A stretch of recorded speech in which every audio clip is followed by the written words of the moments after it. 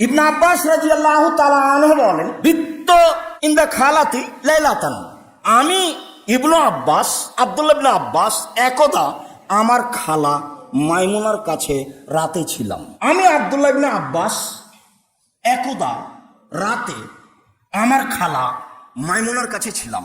ও নবী সাল্লাল্লাহু আলাইহি ওয়াসাল্লাম ইনদাহা, দেখি তাকদীর বশত সেদিন আল্লাহর নবীও আমার খালার কাছে। আমি একদা রাতে আমার খালা মাইমুনার কাছে ছিলাম, দেখি তাকদীর বশত সেদিন আল্লাহর নবীও আমার খালার কাছে। ফাতাহাদ্দাসা মা আহলিহি সা, দেখলাম ঘুমিয়ে যাওয়ার পূর্বে তিনি পরিবারের সাথে কিছু কথা বললেন। আমার খালার সাথে তিনি কিছু কথা বললেন, কি কথা তা উল্লেখ নেই, পারিবারিক কথা হতে পারে, যেটাই হোক। ফারাকাদা, তারপর তিনি ঘুমিয়ে গেলেন।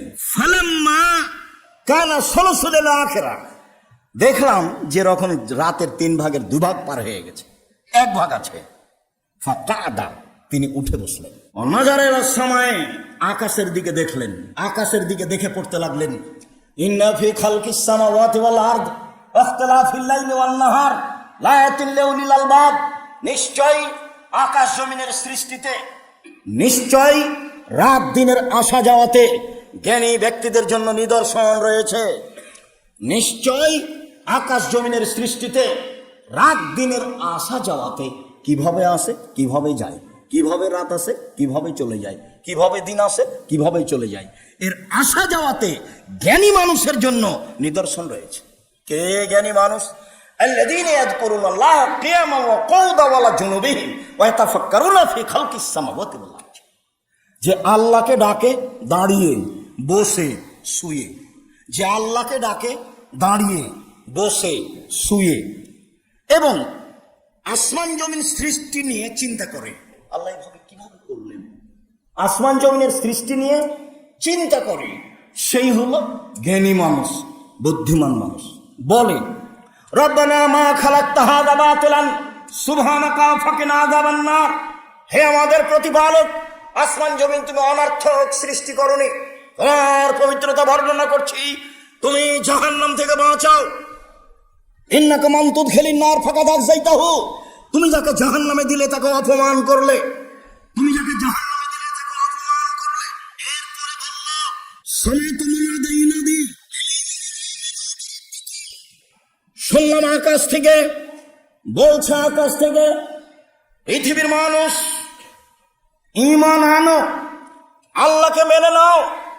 ফামান্না, আমরা আল্লাহকে মেনে নিলাম, যেহেতু মেনে নিয়েছি, ফাগফির লানা, তুমি আমাদের ক্ষমা করো, আমাদের পাপ মিটিয়ে দাও, আমাদের ভালো মানুষের সাথে মরণ দাও। ওয়াতিনা মা ওয়াদানা আলা রাসূলিকা, তোমার নবী রাসূলের মাধ্যম দিয়ে যে ওয়াদা করেছো জান্নাত দিয়ে দিব। রাতের শেষে বলছি, ওয়াদা সত্য প্রমাণ করো, দিয়ে দাও।